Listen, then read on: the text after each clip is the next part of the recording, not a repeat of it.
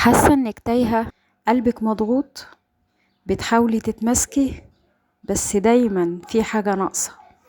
يمكن اللي ناقص هو القرب من ربنا.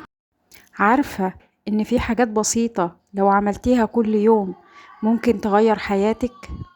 ده مش كلام وخلاص، دي حاجات مجربة وناس كتير حياتها اتبدلت بسببها. 10 خطوات او 10 مفاتيح، او خليه جدولك اليومي.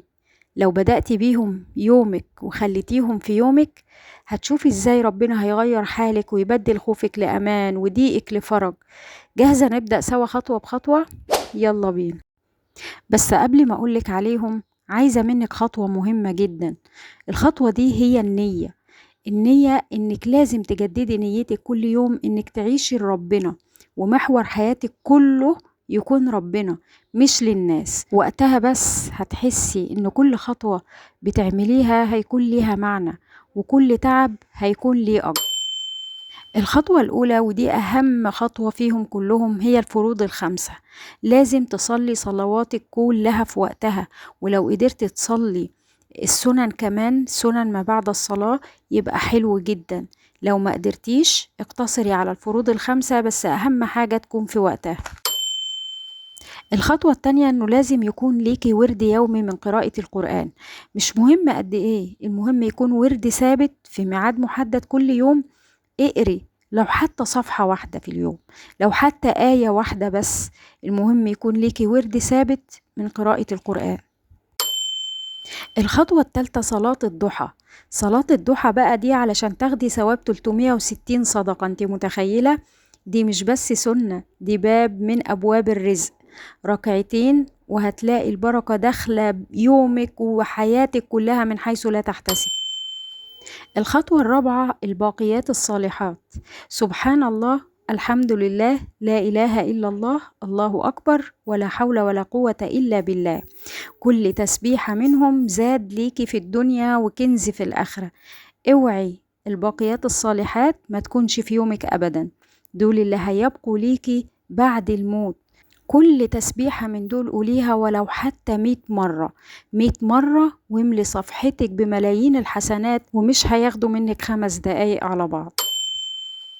الخطوة الخامسة هي تاج الذكر.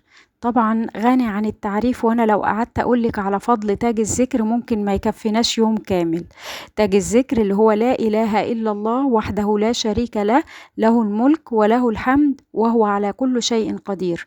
تقوليه 100 مرة صباحا و100 مرة مساء.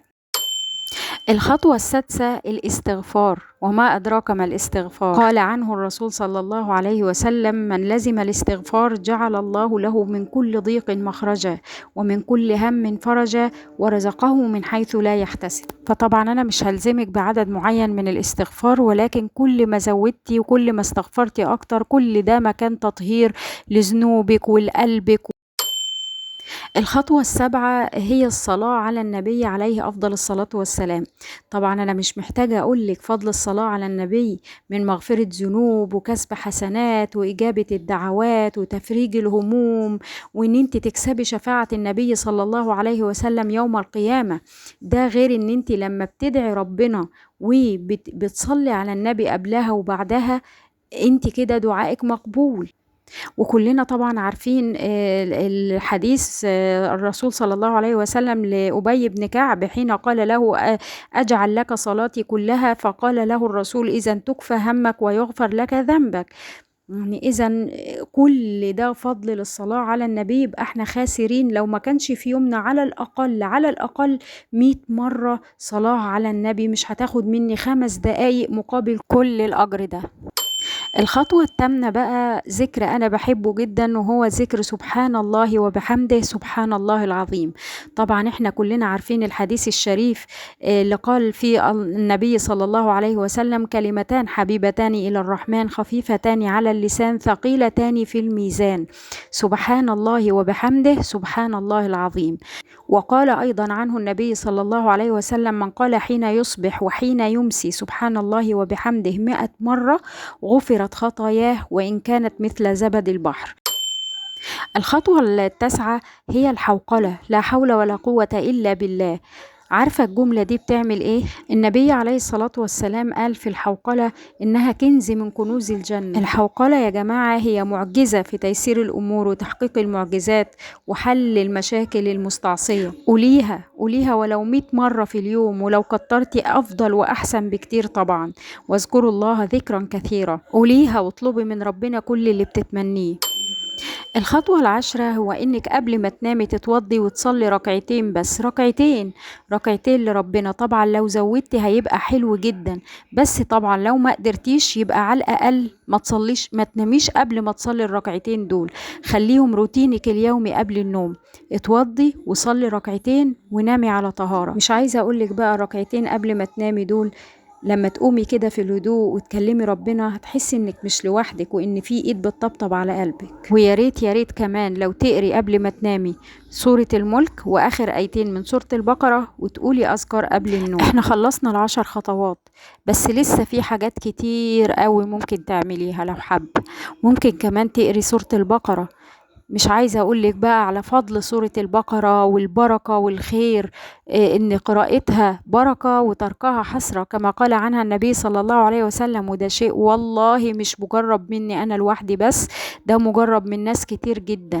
وما تنسيش كمان أذكار الصباح والمساء وأذكار ما بعد الصلاة، وكمان أدعية الاستداع والدعاء. انك دايما تكوني مرتبطة مع ربنا بالدعاء. قد ايه هيفرق معاك انك لازم تقوي صلتك بربنا من خلال الدعاء.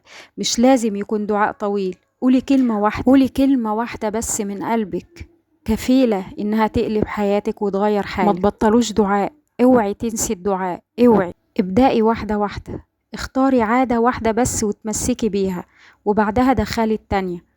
ومع الوقت هتلاقي نفسك إنسانة تانية خالص، أنضج، أهدى، أقرب لربنا، أقوى بربنا. عايزين نبدأ من النهاردة. اكتبيلي بقى في الكومنتات أول عادة هتبدأي بيها وخلينا نشجع بعض. وفي نهاية الفيديو أحب أشكركم وأقول لكم انتظرونا في الفيديو الجاي. مع السلامة.